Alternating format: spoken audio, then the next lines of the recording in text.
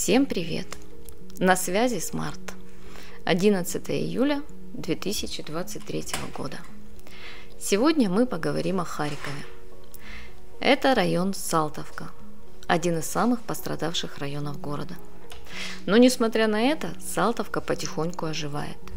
Сюда возвращаются люди. В связи с этим на дорогах нашего города появляется все больше автомобильного транспорта.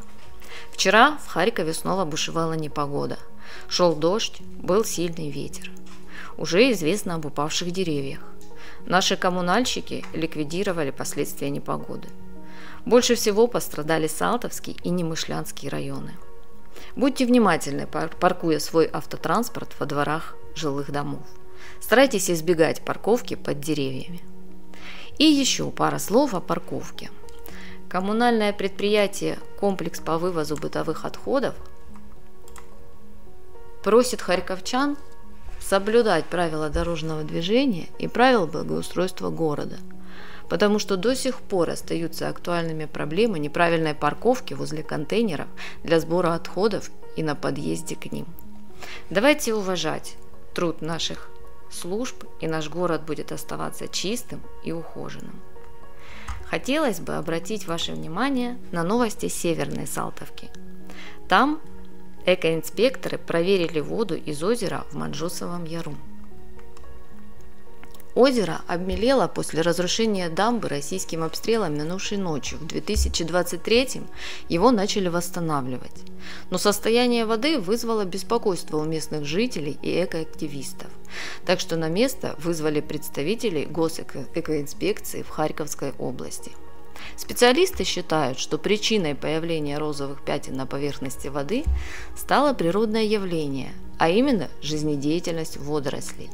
Тем не менее, на месте отобрали пробу воды, чтобы точно определить причины происходящего.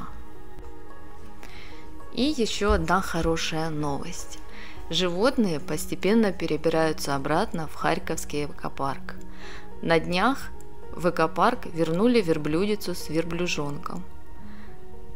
Она вернулась домой с малышом, который родился в эвакуации.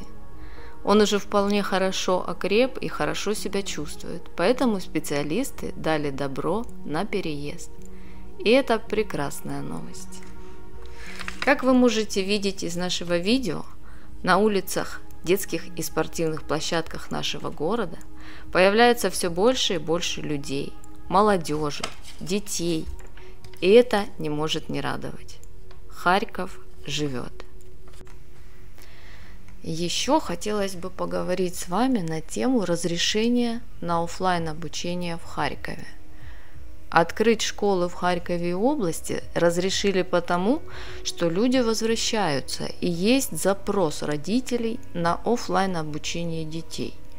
В области рассматривают смешанную форму обучения в школах. Полностью онлайн обучение нигде отменять не будут. Информация о количестве школ, где частично или полностью решатся перейти на офлайн, будет в течение нескольких недель, обещают городские власти.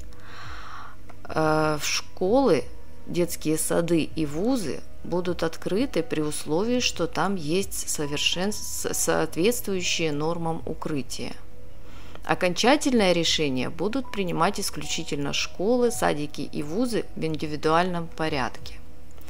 Я, как мама, считаю, что это решение преждевременное.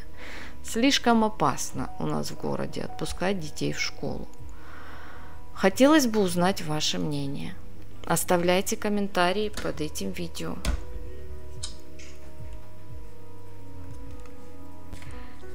Друзья, на этом у меня все. Подписывайтесь на наш YouTube канал, ставьте палец вверх под этим видео. Не забывайте репостить видео в социальных сетях. У нас открыт сбор для помощи жителям Северной Салтовки и нашим героям ВСУ. Если хотите, пишите нам в Telegram. Ссылочка появится прямо сейчас.